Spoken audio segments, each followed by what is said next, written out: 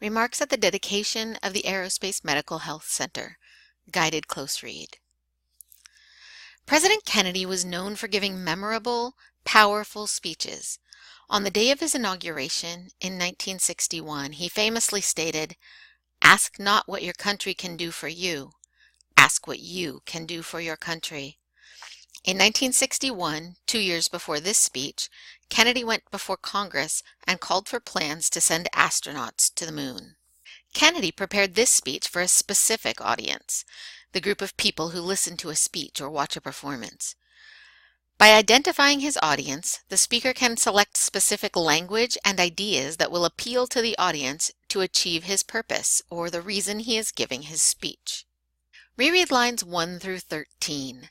Identify Kennedy's audience. What is Kennedy's likely purpose, and which words hint at this purpose? Pause while you think.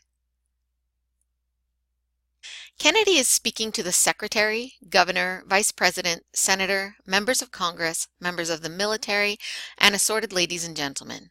His purpose seems to be a call to action to do something new and pioneering.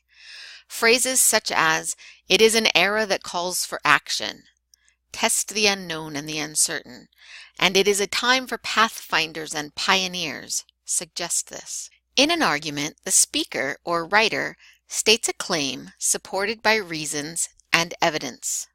Reread lines 31 through 42. Find the lines in which Kennedy states his claim. Restate the claim in your own words. Pause while you think.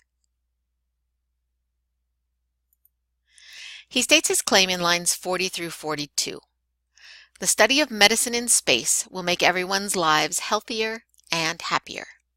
To organize a text around a claim, a writer or speaker provides reasons and evidence that support the claim. Reasons explain a person's beliefs or actions. Evidence includes the facts, statistics, quotations, or anecdotes that support each reason. Reread lines 43 through 55. Identify the first reason Kennedy uses to prove his claim and the evidence he provides for support. Pause while you think. His reason: medical space research may open up new understanding of man's relation to his environment. The evidence: 1. Examinations of the astronauts' physical, mental, and emotional reactions can teach us more about the differences between normal and abnormal, about disorientation, and about changes in the metabolism which could result in extending lifespan. 2. When you study the effects of exhaust gases on our astronauts and you seek ways to reduce their toxicity, you are working on problems similar to those we face in our polluted urban centers.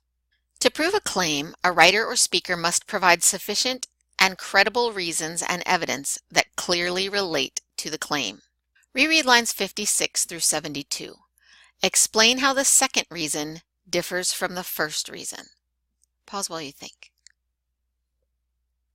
The second reason focuses on medical technology and techniques, while the first focuses on how medical research in space might open up new understandings of our relationship to our environment on Earth.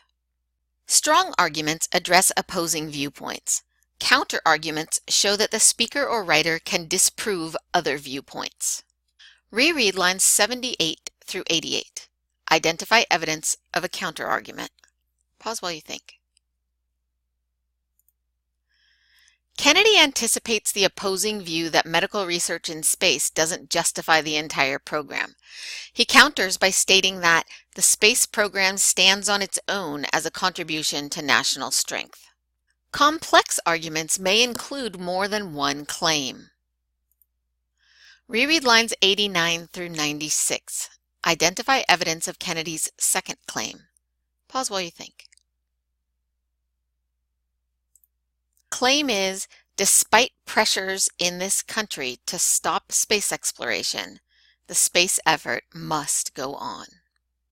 Determine the reason and evidence Kennedy offers to support this claim.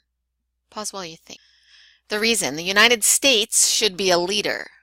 The evidence: and in December, with the launch of the largest booster in the world, the United States will be ahead.